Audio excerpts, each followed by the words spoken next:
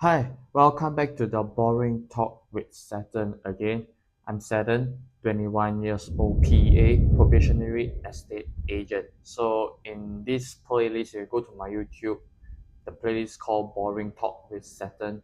In that playlist, I'll be talking a little bit about investing about properties, buying and selling, and a little bit of another topic. So for today, this topic I'll be talking about the harsh truth about undervalued properties.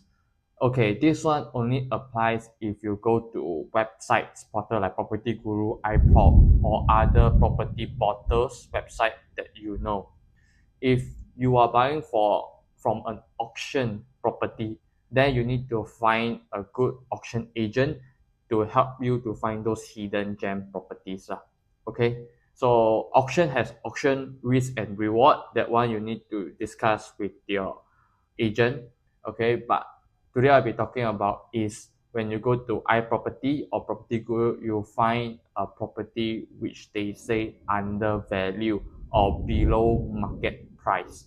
So number one is sometimes cheap doesn't mean compromise, okay, because they are undervalued for a reason, and those reasons only owner knows. Okay, when you see the property or those agents that they tell you, oh, this property currently sub sale is under market value, okay, means that the owner also agree to get that price transacted at below market price. So those has advantage and disadvantage. But no matter it's advantage or disadvantage, only the owner knows what happened. Okay, so number one, the bad thing. Okay, let's talk about the bad thing first.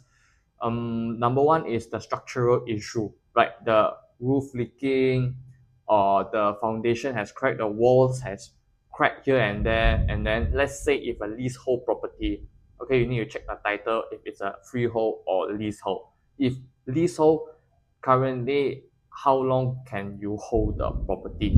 If less than 50 years, less than 60 years, or only 30 years left, so you need to renew the license for leasehold lah. So current leasehold is how many years left? That one need to check. And poor location, okay, which you are far from neighborhood, you are quite isolated because you are not like landed is different. But if talking about high rise, it will be better if you're located in more busy area, busy street, where there is a flow of demand, okay, and probably you don't have any nearby access to public transport, MRT or bus, all that. Okay, so that one is also will decrease the good reputation of that building. Okay, and also it will be hard to sell lah, for the resale value. So there's some common issue that causes undervaluation, bad maintenance. I would say not always is the owner that doesn't take care of the unit. Okay, internally that unit, if it's owner A, then owner A need to take care of the internal unit. Okay, because he is the owner. But let's say you're living in a high rise, then sometimes the property, sometimes the management, okay, the management of that building, property management, didn't go and really take care of the common areas, swimming pool, gym, etc. So it will have a lot of like dirt, or here spoil, that spoil, here cannot use, that cannot use, always need maintenance. And then sometimes they also didn't do maintenance for it. Sometimes the lift has problem, access card cannot use, all these reasons and that lah. So sometimes it's not always the owner's fault. Sometimes it's the building management that they didn't carefully manage the building, which also decrease the value of that residence. Okay, and then some visible damage of the internal unit, like you got mold, you didn't go and do some maintenance to let buyer come in and have a good look about it. Okay, so you need to do some maintenance. And then sometimes you have a not really good tenant around the area, especially I would say not always expats, not always expats from different country that work in Malaysia, but sometimes local. There's good, there's bad tenant. Okay, no matter it's foreigner or local, there's good, there's bad. Okay, so sometimes your tenant or that area, that tenant mm, doesn't really consistently pay on time. Okay, and also sometimes the business that drives the tenant away, like what type of business. Okay, if your residence, right, is fully residential, okay, then this doesn't apply. But if your residence is like commercial HDA, okay, commercial under HDA, so means that your residence below the ground floor, the level there is shop lots. Okay, there's shop lots at guard house. So the shop lots, right, sometimes the business that they open for is like bars, and then some vape stores, and then some different kind of weird stores lah. Not those like normal canteen stores, food store, drink stores, or speed mart stores, but they open like bars and then nightclub or even vape, all those, right? Then you will attract this type of tenant. Okay, so those people like students or office workers, they don't really prefer to rent at this residence where the shop lot has a lot of vape stores and then nightclub stores, all those. And then you also have low demand. Okay, what I said about low demand is because of transport access and limited parking. This one applies to older residential. Okay, but now newer residential, you have quite good amount of car parks, and your surrounding location, your amenities are not attractive enough. Let's say they want to go to hospital, then go to clinic, nearby walking distance don't have. They need to drive probably 5-6 kilometers away, or they can't even find a nearby walking distance to MRT or walking distance to pharmacies. So they need to drive, and this one also will lower the demand. Mostly this type of residence, right, is for own stay because they want quietness, peace. They don't want to have so much traffic. So if you are buying, depends on what layout and you buy and what is the purpose for that residence. Okay, and also some long-term cost versus short-term saving. Okay, because when you, what does it mean by long-term cost versus short-term saving? Long-term cost means once you buy that property which is below market price, your long-term cost will be the maintenance, okay, the installment, and also the renovation, okay, and then also resale value. Okay, resale value, if you plan to resell in the next 5 to 10 years. And also the, let's say you're doing for rental, okay, you're doing for investment, what happens if that unit that you want to rent out doesn't have tenant for 6 months? Are you okay with that? Okay, are you okay with that? Because you need to know what type of tenant will be attracted to your residence in that location. Okay, so are you okay with 6 months having no tenant? So this is the long term cost. Okay, and then the short term saving, it means you buy under value lah. Okay, it's just simply say that you buy under value. Let's say the market price is 500,000, you buy at 250. Okay, with everything inside, so you save probably half of it. You save 250,000. So yeah, this is a short term saving and also the long term cost.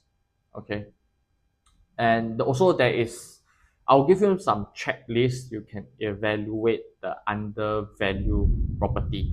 Some undervalued property is good, in good location. It's just that you need to refurbish the unit, make it look cleaner, better, and then when buyer come and view or tenant come and view, it looks good, clean and neat. You need to be very luxury. Okay, and then also need to check out the common areas of that residence. You need to check out, even though you don't really use it, but you still need to check out, because if you do it for investment, right, your tenant will seldom use it lah, but most likely also won't. I don't know what type of tenant you attract, but that common area is reflecting the property management, how good they are. Okay, so if the property management is good, they will, have the common area to be maintained, do maintenance lah, at a period of time. Okay, so location first. If location, I always say this, okay, and I'll emphasize on this. When you pick a residence, look at the location before building features. Okay, look at the location because that determines almost everything. Okay, so once check location, is that area improving or declining?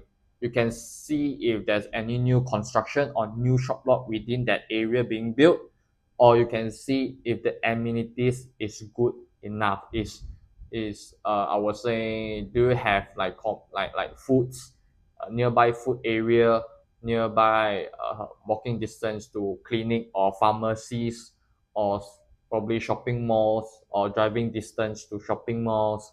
Okay, so yeah, this is a very thing that you need to check location. Second is the physical inspection. Don't trust photos. When you are buying undervalued property, right, don't just look at the photos, because photo, you can somehow, make it look better, make it look worse, because AI now is very high tech lah. So better to go there, inspect yourself, and then the pipes, everything, is there any leakage on the wall, is there any water leakage or anything you need to fork out to do maintenance of. And then your financial due diligence. I would say, if you're doing for investment, go to website and check the rental yield. If the cost plus the installment, okay, and the amount they are renting, can it cover, or I won't say 100% cover, can it cover 70% or 80% to your installment? Okay, and then let's say you need to compare with maintenance also. Okay, and then you check the maintenance fee, the maintenance price also. But of course, when you come to undervalued property, right, outside market, I won't say a lot, I don't know how much, but mostly undervalued you can find is auction property. Okay, auction property. But if you are trying to find, not from auction property, from property website, then I would say you need to take a look on more different one undervalued property, probably five of them. Okay, and then choose the five, probably one best one. Okay, so undervalued property, you need to really have a lot of time to go out and view, inspect, and see which one you think is the best for you, for your portfolio. Okay, and then you need to check the legal and title check. Okay, if there any dispute, is the owner having another name in the title, like the husband and wife, or is the title under caveat, or is the title leasehold and then only left 30 years, need to renew. Okay, so are there any unpaid quit rents or assessment tax? That one also you need to check. Okay, so you need to do your due diligence because undervalued property is not easy as it seems but if you make a good decision, you get a good one, then it's congratulations for you. Okay, congratulate. So you need to have exit strategy lah. I would say this is the last one. You need to have exit strategy. Once you visit that property itself, do you think that property have exit strategy? Meaning, can it be sold in the future? Okay, that what you need to convince yourself lah. Okay, you need to convince yourself if it can be sold in the next 10 years, 15 years, or 20 years. Or you just want to rent out for 5 years, then plan on to do it yourself for own stay, probably then.